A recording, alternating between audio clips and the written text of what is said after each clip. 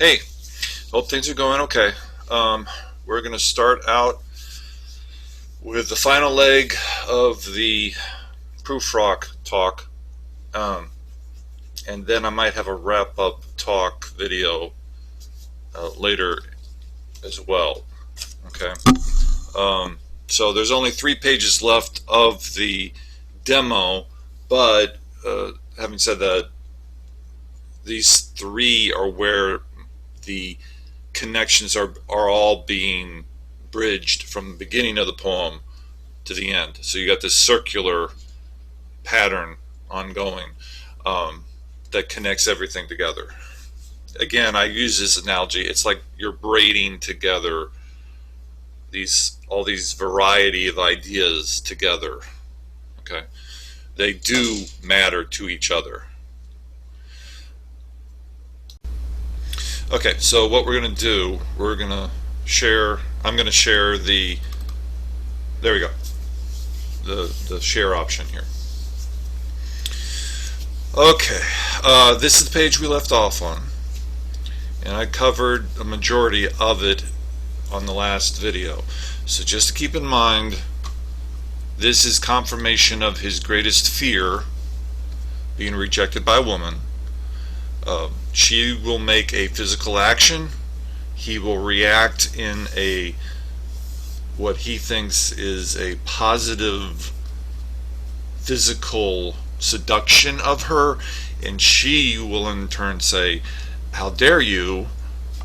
That's not what I meant. What gave you that idea?"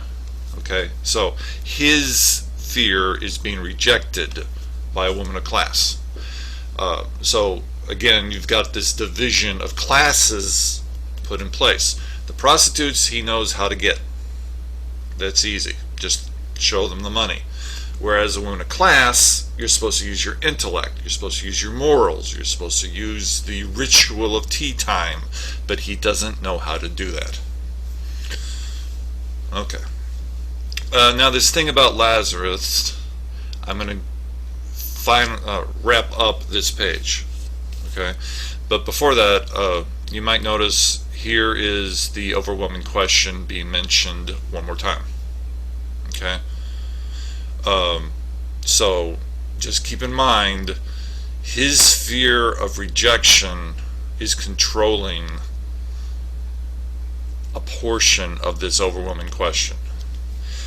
So one theory, which we already covered, one theory of the overwhelming question is, could I be gay? Okay, the second theory of the overwhelming question is coming up. So here we have Lazarus. Everyone knows about Lazarus being raised from the dead. Now, if this was the face-to-face third period class, I would ask Stephen to come forth and explain the second version of Lazarus. In fact, I think he already did in one class. Basically, there's a parable of a poor man and a rich man, okay, that's mentioned in the New Testament. And in this parable, a poor man, basically a homeless man, is living outside of a mansion of a rich man. The poor man's name is Lazarus. He dies in the alleyway behind the rich man's house. The rich man, likewise, he dies the same night. And the rich man, all he did all his life was basically party hard, drink a lot. He never donated money to the cause. He never was a benefit to society. And whereas, if I remember the parable correctly, the Lazarus had donated his last coin to the shrine, tabernacle. Okay? So, understandably, they both die the same night. Lazarus goes to heaven. He's earned his keep in heaven. He's suffered all throughout life, but he gets to go to heaven because he had faith. The rich man, on the other hand, because he never showed faith, never used money in a religious fashion, goes right to hell. Okay? So, the reason this line is relevant, okay, the rich man In some cases, he's given a name, Dives, I believe is how you pronounce it, Dives. He is in hell looking up and seeing heaven, and in heaven he sees Lazarus right next to Elijah. So the rich man calls out to Elijah and says, basically, can you send Lazarus back to warn my brothers and all the others in the city that they need to change their sinful ways? Otherwise, more people are going to be populating hell. Okay, and Elijah says it doesn't work that way. We've already sent the prophets. We've already sent the Messiah. You know, everybody's been there and tells them everything, but nobody's listening. That's the notion of the parable. You got to be listening while you're alive. Otherwise, you're going to pay the penalty when you're dead. Okay, that's one subtle overview of the whole parable. Okay. So now, the question I would ask face to face: why is this in this poem? What is the connecting image that allows the intertextuality between the Bible and Prufrock?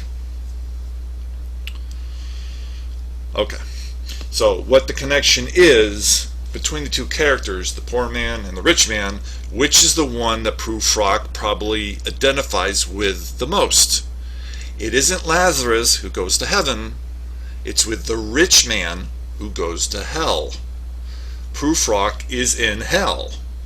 That's the whole nature of this poem. He's trapped in hell, in a limbo of his own making, and he doesn't know how to get out of it.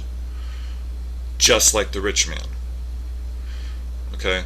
That's why this analogy is in this poem. And that's the second reason I started writing poetry. The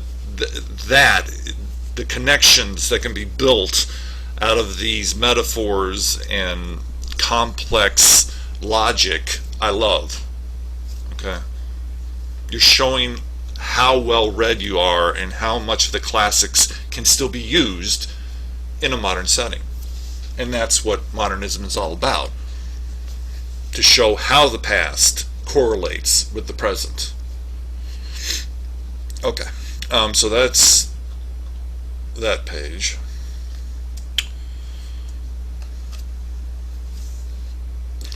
The verbiage in this stanza repeats a little. So if you, let me move this banner out of my sight. There, okay. It repeats a little, so you got a refrain-like repetition going on. And would it have been worth it after all? Would it have been worthwhile after the sunsets and the dooryards and the sprinkled streets, after the novels, after the teacups, after the skirts that trail along the floor, and this and so much more? It is impossible to say just what I mean. But as if a magic lantern, through the nerves and patterns on a screen, would it have been worthwhile if one settling a pillow or throwing off a shawl and turning towards the window should say, that is not it at all. That is not what I meant at all. So I'm going to go a little quicker with this page because it's repeating a lot, imagery a lot, and wording. Notice here the relevancy of the skirts that trail along the floor. Skirts, women's skirts that trail along the floor, gather up dust and dirt and filth.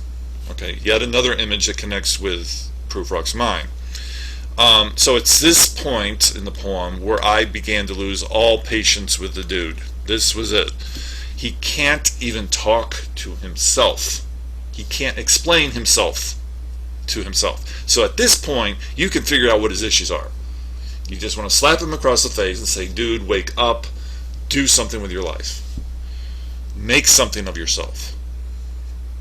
But he never will. He'll always be sitting there in that chair debating, do I get up and go downtown, or do I just stay here and waste away?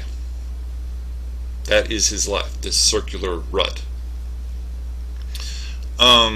So again, the closing lines of this stanza repeat what was in the previous stanza.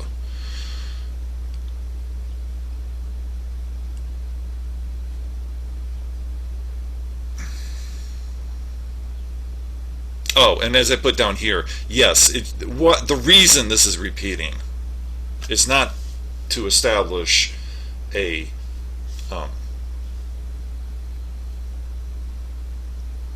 it's not just to establish a repetition, it is to show you he is over obsessing. Okay, the over obsession is the important factor in those lines. Okay, now take a deep breath. Okay, no, I am not Prince Hamlet, nor was meant to be. Am an attendant lord, one that will do to swell a progress, start a scene or two, advise the prince, no doubt, an easy tool, deferential, glad to be of use, politic, cautious, and meticulous, full of high sentence, but a bit obtuse, and at times, indeed, almost ridiculous, almost at times the fool. I grow old, I grow old. I shall wear the bottoms of my trousers rolled. Okay, now, this is where it would help a great deal if you had read Hamlet. I'll phrase it like that. But I was taught this poem not having had read Hamlet, okay? So you can get by. But I will give you an overview in a couple of videos from now of Hamlet. The reason it's so crucial is when you look at this play Hamlet, one of the themes and overreaching points of the character Hamlet apply to Prufrock in an inverse fashion, a reversal of characterization. Okay? Hamlet is a major metaphor. The problems that Hamlet have are the same problems, in a sense, that Prufrock is having. Okay? Now, Prufrock is saying here, he is not meant to be a Prince Hamlet. He's not meant to be the protagonist in his own play. And it's at this point I've lost all patience with him. From this point forward, he's just whining to me as a reader, as a critic. Eliot is very successful in making me get angry at a fictional character, because all he does is whine. That's all he does. He never is motivated to fix himself. He cannot be the protagonist of his own play.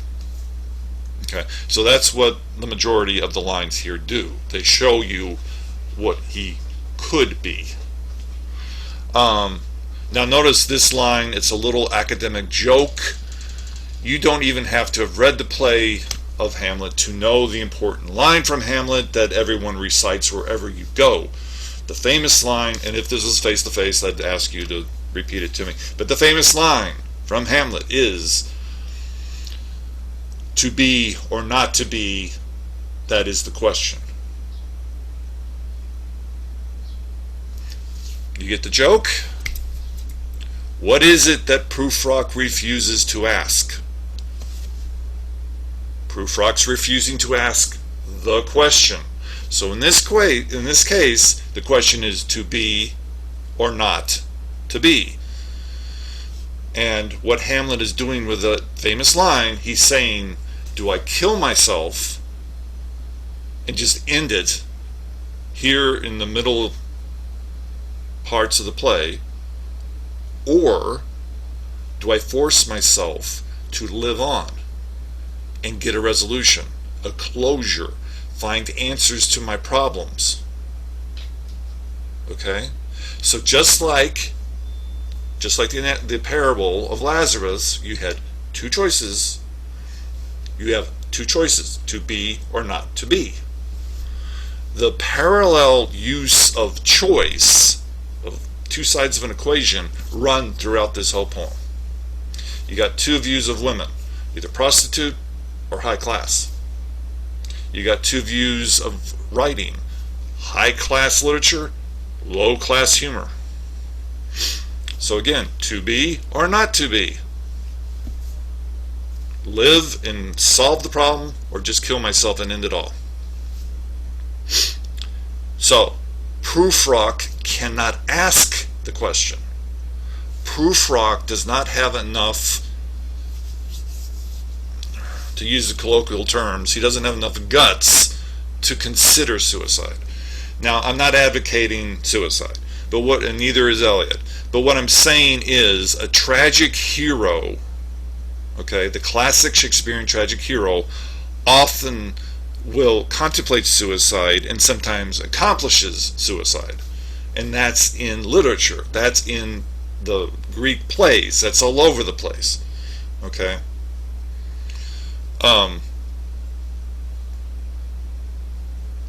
Prufrock does not have enough moxie, whatever word you want to substitute in there, to motivate himself to do anything, nor does he have enough moxie to just kill himself, to realize this is not worth living and just end it all.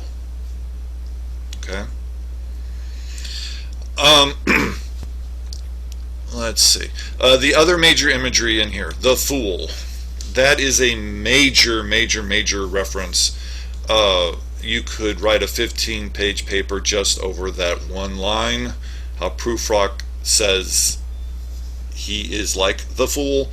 And what it comes down to, again, in a contradictory fashion, Prufrock is not the fool. He can't be the fool. He can be a joke.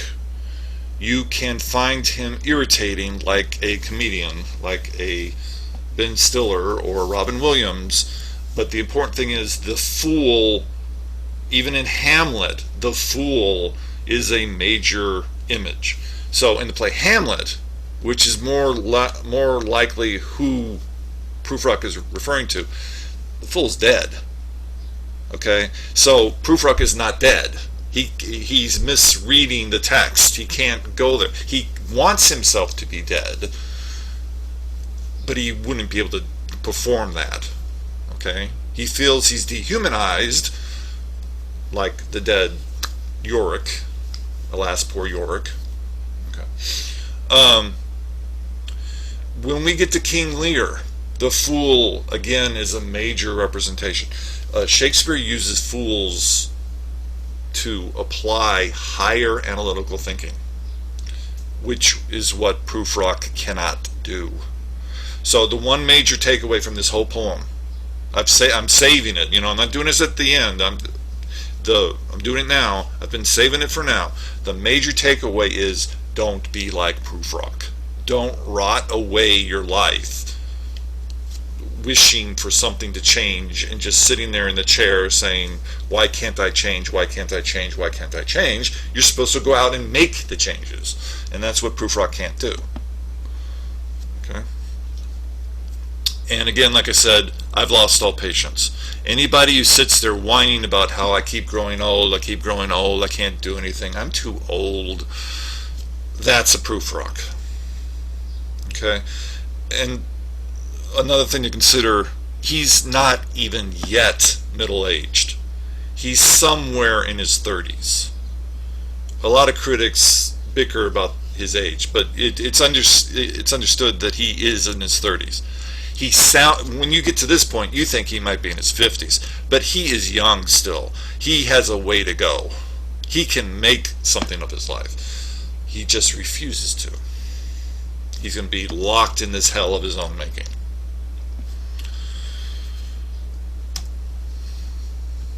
Okay. Shall I part my hair behind? Do I dare to eat a peach? I shall wear white flannel trousers and walk upon the beach. I have heard the mermaids singing, each to each. I do not think they will sing to me. I have seen them riding seaward on the waves, combing the white hair of the waves blown back when the wind blows the water white and black. We have lingered in chambers of the sea, by sea-girls wreathed with seaweed red and brown, till human voices wake us, and we drown.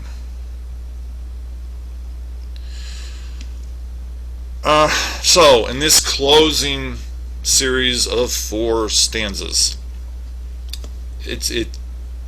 again, this is where it gets me the most. you could have a whole book of analysis just off this one poem. And here's where it accumulates and comes together. So again, he's asking himself, shall I? And what he's asking, should I part my hair from behind? So in other words, remember he has that bald spot right here smack in the back of his head. He's saying, should I let my hair grow long so I can comb over it? Should I part my hair behind to cover the bald spot?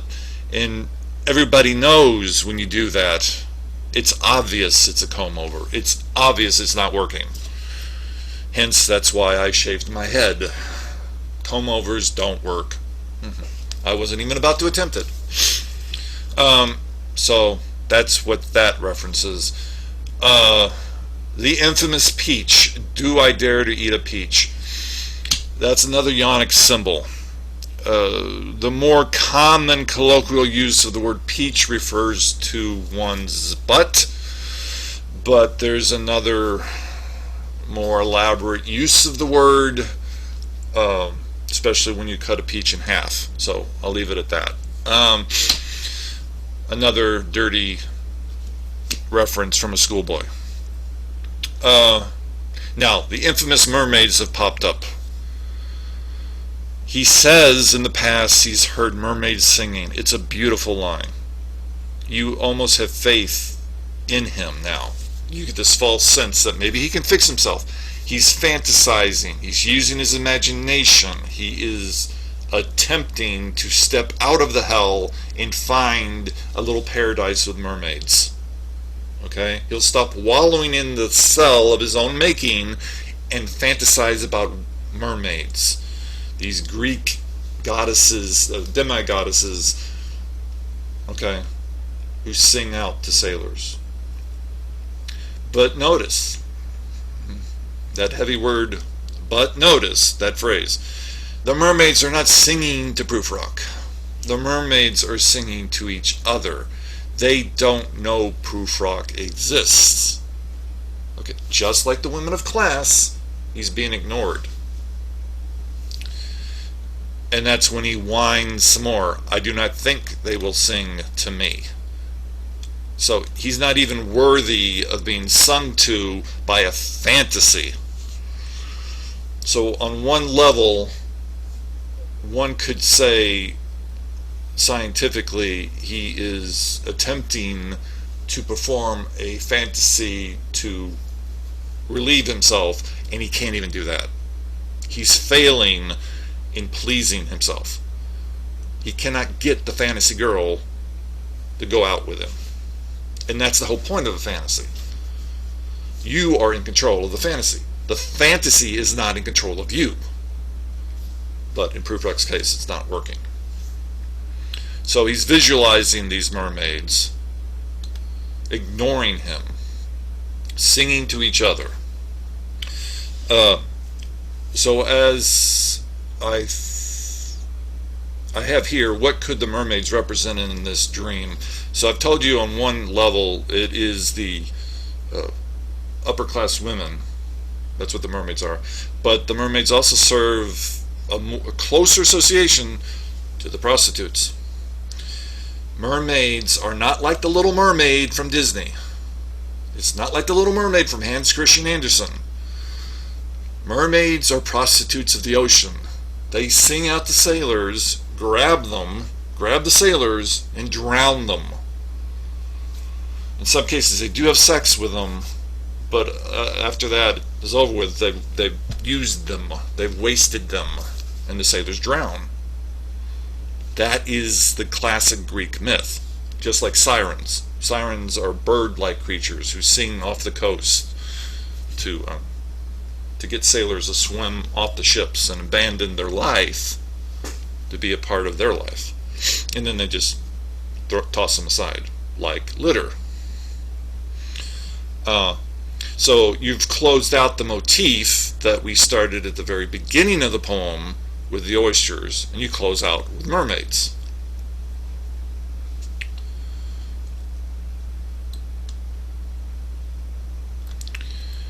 And most dramatically, the last stanza.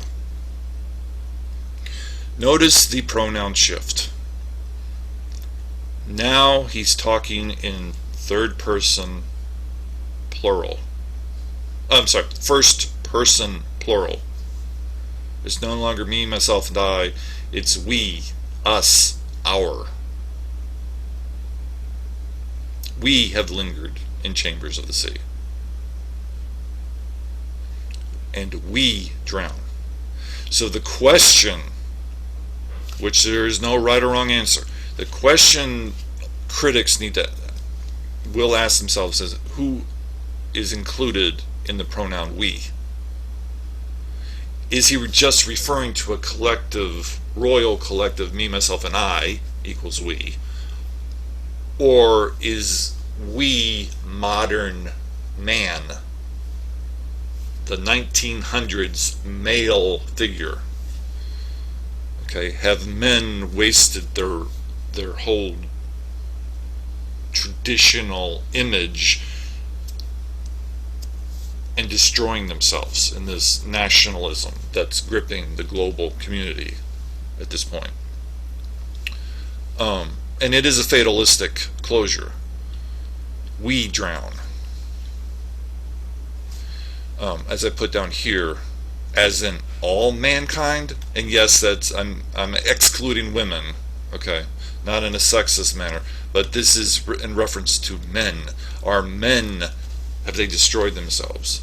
Do they have no ethical value left in them? Okay. This is a social commentary, not from Prufrock, but from Eliot. So notice you got that parallel structure, juxtaposition going on. Okay. Is Prufrock a failure, or is all of mankind a failure? Did society create Prufrock, or did Prufrock create himself? Those are unanswerable, but that's what critics will spend time discussing, trying to figure out how to analyze Prufrock. So aside from Freudian lens, you've got gender lens, you've got queer theory lens, you've got psychoanalytical lens, all these wonderful lenses that you could use on this poem.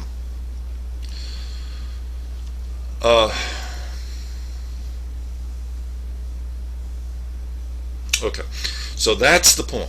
We've read through the whole poem. Congratulations. I will have one short overview commentary about the poem that I want you to get, tying up some loose ends that I have created, loose threads.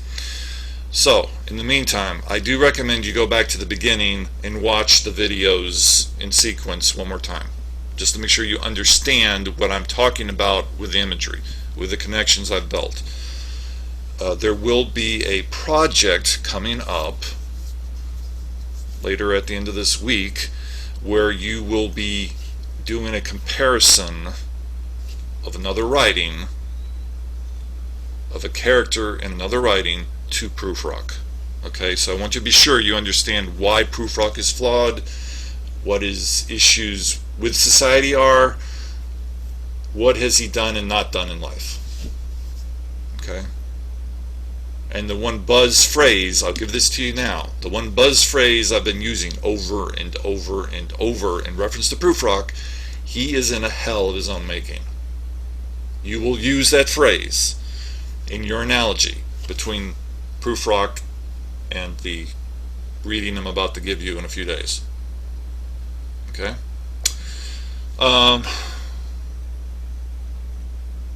Okay, so be safe. I'll talk to y'all later, and we'll go from here. See you next time.